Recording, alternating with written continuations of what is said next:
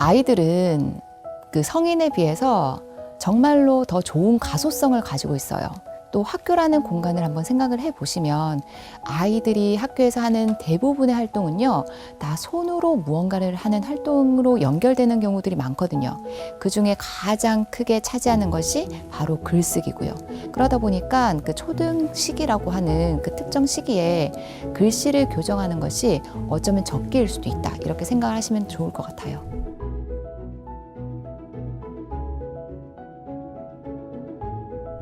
네, 저는 초등학교에서 아이들을 가르치고 있고, 그리고 아이들을 통해서 매일매일 성장하고 있는 양산 금호초등학교 교사 하유정이라고 하고요. 또 유튜브에서 굉장히 소박한 채널을 하나 운영을 하고 있습니다. 네, 어디든 학교라고 하는 곳이고요. 그곳에서 우리 선생님들과 또 아이들, 또 학부모님들과 지속적으로 소통하고 있습니다. 아이들이 자신을 표현하는 그 두 가지 가장 큰 수단이 있는데요. 하나는 말이고 또 다른 하나는 글이잖아요. 그런데 우리가 말을 아이들도 배우듯이 글도 배우는데, 문제는 그 글의 내용을 담는 그릇에 해당하는 글씨가 만약에 전달력이 떨어진다면 애들 입장에서는 굉장히 손해겠죠. 그래서 그런 손해를 어쩔 수 없이 겪는 아이들을 직접 만나면서 조금만 교정을 하면 훨씬 더 전달력 있는 글이 되고 또 그런 글씨가 될 수 있을 텐데 라는 아쉬움이 있었는데, 그런 내용들을 일련의 책으로 담게 되었던 거죠. 실제로 그 손글씨가 인지활동과 기억력에 굉장히 도움이 된다라는 연구는 꽤 많습니다.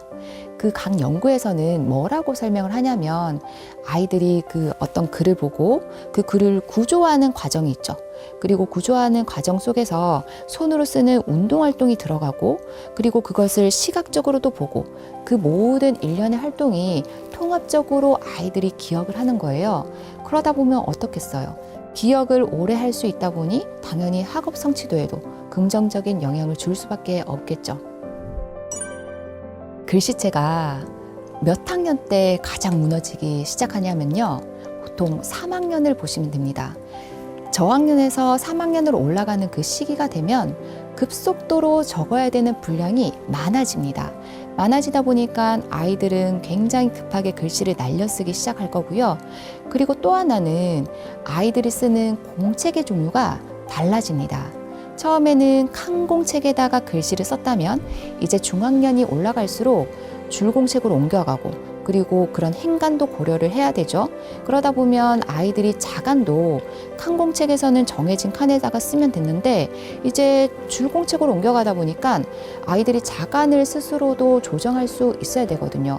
그런데 그 어떤 학습도 하지 않은 채 공책을 딱 내밀었을 때는 아이들의 글씨형이 무너질 수밖에 없죠. 글씨 교정을 만약에 딱 마음을 먹었잖아요. 그러면 우선 아이가 의지가 있는데, 이때 더 중요한 요소는요, 가르치는 사람이에요. 우리가 딱 글씨 교정하자 이렇게 마음을 딱 먹게 되면 이거는 조금 더 반듯하게 적지, 조금 더 작게 적지, 크게 적지, 이런 식으로 뭔가 지적을 하기 시작되는 그런 경우들이 있습니다. 그러면 아이는 분명히 자신은 교정을 하겠다고 생각을 했지만 정서적으로는 감정이 사가는 경우들이 꽤 많거든요. 그러면 애들이 어떻겠어요? 나 이제 안 할래. 나 그냥 이대로 그냥 살래. 내 글씨로 그냥 살면 돼. 뭐 이런 식으로 될 수밖에 없거든요. 그래서 우리가 가르치는 입장에서는 분명 부족한 게 보일지언정 고치는 과정에서 조금이라도 변화가 있었던 그런 부분에 우리가 더 포커스를 두고 더 교정을 하게 되면 우리가 훨씬 더 문장이 더 깔끔하게 적힐 수 있겠다라고 그런 포인트를 짚어주시는 게 더 좋을 것 같아요. 어느 날 제가 이제 대회를 하나 열었습니다. 나만의 서체 만들기 대회였거든요. 그러니까 아이들이 자신의 이름을 딱 건 그런 서체를 하나 만들고 굉장히 정성 들여서 쓰더라고요.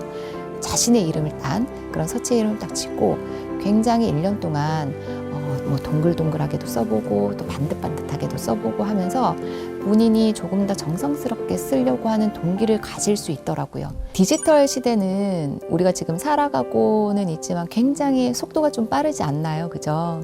그런데 우리 손글씨는 어떤가요? 속도를 좀 늦추는 힘이 있는 것 같아요. 아이들이 조금 더 생각을 해보고 나의 마음도 한번 나의 글씨에 담아보고 이런 효과가 좀 있는 것 같아요. 물론 우리가 타이핑을 하는 그런 효과도 있죠. 뭔가 정돈되고 효율적이고 또 알아보기 쉽고 이런 것도 있지만 분명 그 안에는 글을 쓰는 사람의 정서를 담기에는 한정적인 것 같아요. 하지만 손글씨는 뭔가 인간다움 그리고 자신을 오롯이 글씨 속에다가 담을 수 있는 그런 뭔가 감성적인 부분들이 좀 있는 것 같아요.